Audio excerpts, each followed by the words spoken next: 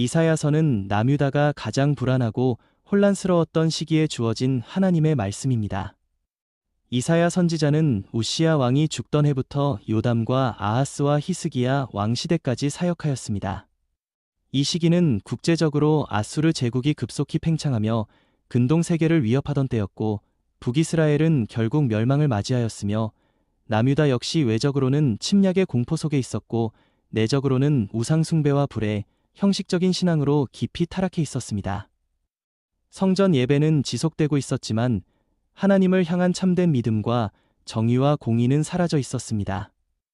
이러한 역사적 배경 속에서 하나님께서는 이사야를 통해 단순한 정치적 경고가 아니라 인간의 죄 문제와 하나님의 구원 계획 전체를 선포하셨습니다. 이사야라는 제목의 원어 의미는 히브리어 발음으로 예샤야이며, 그 뜻은 여호와는 구원이시다입니다. 이 이름은 단순히 선지자의 이름이 아니라 이사야서 전체를 관통하는 핵심 선언입니다. 인간은 스스로를 구원할 수 없으며 오직 여호와 하나님만이 참된 구원이심을 처음부터 끝까지 증언하는 책이 바로 이사야서입니다.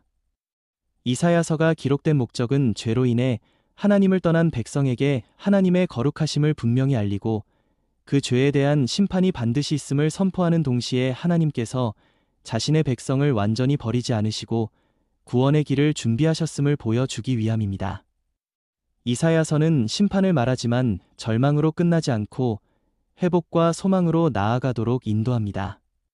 하나님께서는 남은 자를 통해 자신의 언약을 이어가시며 장차 오실 메시아를 통해 완전한 구원을 이루실 것을 밝히십니다.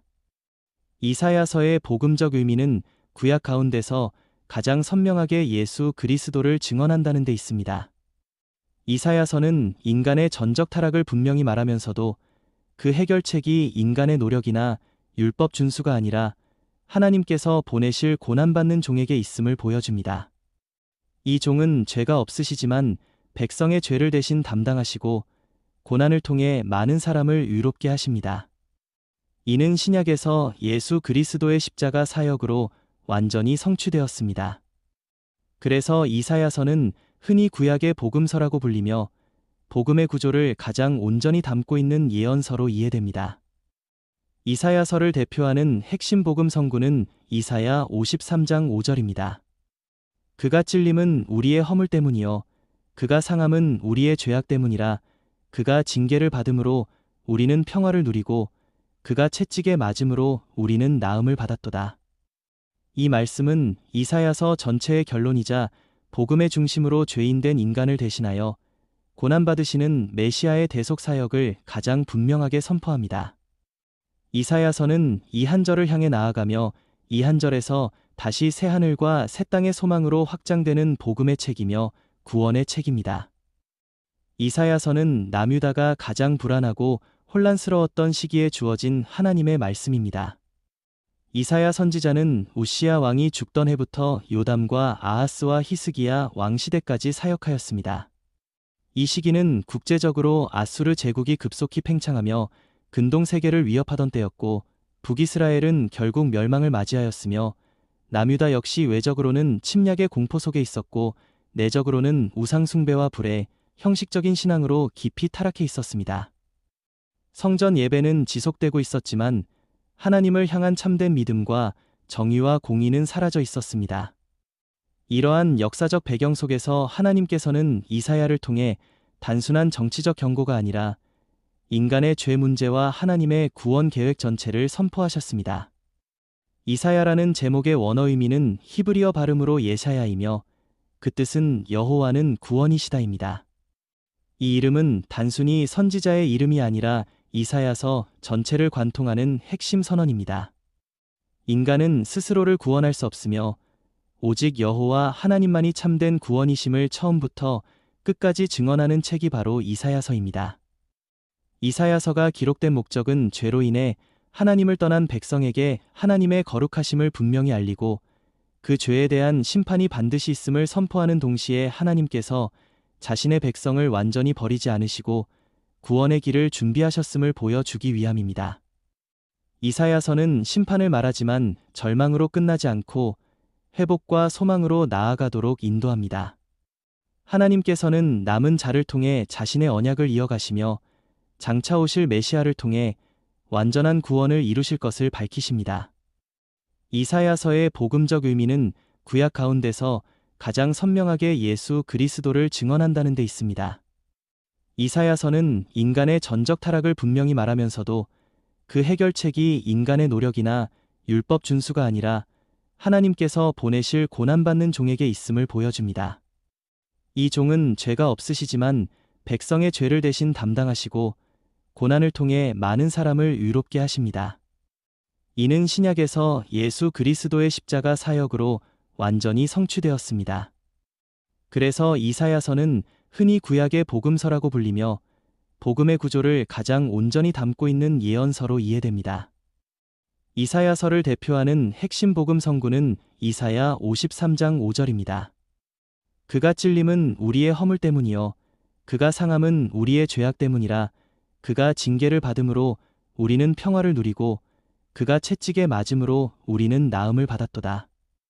이 말씀은 이사야서 전체의 결론이자 복음의 중심으로 죄인된 인간을 대신하여 고난받으시는 메시아의 대속 사역을 가장 분명하게 선포합니다. 이사야서는 이 한 절을 향해 나아가며 이 한 절에서 다시 새 하늘과 새 땅의 소망으로 확장되는 복음의 책이며 구원의 책입니다. 이사야서는 남유다가 가장 불안하고 혼란스러웠던 시기에 주어진 하나님의 말씀입니다. 이사야 선지자는 우시야 왕이 죽던 해부터 요담과 아하스와 히스기야 왕 시대까지 사역하였습니다. 이 시기는 국제적으로 아수르 제국이 급속히 팽창하며 근동 세계를 위협하던 때였고 북이스라엘은 결국 멸망을 맞이하였으며 남유다 역시 외적으로는 침략의 공포 속에 있었고 내적으로는 우상 숭배와 불에 형식적인 신앙으로 깊이 타락해 있었습니다. 성전 예배는 지속되고 있었지만 하나님을 향한 참된 믿음과 정의와 공의는 사라져 있었습니다. 이러한 역사적 배경 속에서 하나님께서는 이사야를 통해 단순한 정치적 경고가 아니라 인간의 죄 문제와 하나님의 구원 계획 전체를 선포하셨습니다. 이사야라는 제목의 원어 의미는 히브리어 발음으로 예샤야이며 그 뜻은 여호와는 구원이시다입니다. 이 이름은 단순히 선지자의 이름이 아니라 이사야서 전체를 관통하는 핵심 선언입니다. 인간은 스스로를 구원할 수 없으며 오직 여호와 하나님만이 참된 구원이심을 처음부터 끝까지 증언하는 책이 바로 이사야서입니다. 이사야서가 기록된 목적은 죄로 인해 하나님을 떠난 백성에게 하나님의 거룩하심을 분명히 알리고 그 죄에 대한 심판이 반드시 있음을 선포하는 동시에 하나님께서 자신의 백성을 완전히 버리지 않으시고 구원의 길을 준비하셨음을 보여주기 위함입니다. 이사야서는 심판을 말하지만 절망으로 끝나지 않고 회복과 소망으로 나아가도록 인도합니다. 하나님께서는 남은 자를 통해 자신의 언약을 이어가시며 장차 오실 메시아를 통해 완전한 구원을 이루실 것을 밝히십니다. 이사야서의 복음적 의미는 구약 가운데서 가장 선명하게 예수 그리스도를 증언한다는 데 있습니다. 이사야서는 인간의 전적 타락을 분명히 말하면서도 그 해결책이 인간의 노력이나 율법 준수가 아니라 하나님께서 보내실 고난받는 종에게 있음을 보여줍니다. 이 종은 죄가 없으시지만 백성의 죄를 대신 담당하시고 고난을 통해 많은 사람을 의롭게 하십니다. 이는 신약에서 예수 그리스도의 십자가 사역으로 완전히 성취되었습니다. 그래서 이사야서는 흔히 구약의 복음서라고 불리며 복음의 구조를 가장 온전히 담고 있는 예언서로 이해됩니다. 이사야서를 대표하는 핵심 복음 성구는 이사야 53장 5절입니다. 그가 찔림은 우리의 허물 때문이요 그가 상함은 우리의 죄악 때문이라. 그가 징계를 받음으로 우리는 평화를 누리고 그가 채찍에 맞음으로 우리는 나음을 받았도다.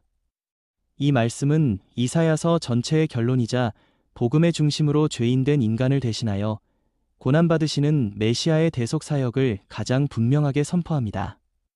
이사야서는 이 한 절을 향해 나아가며 이 한 절에서 다시 새 하늘과 새 땅의 소망으로 확장되는 복음의 책이며 구원의 책입니다.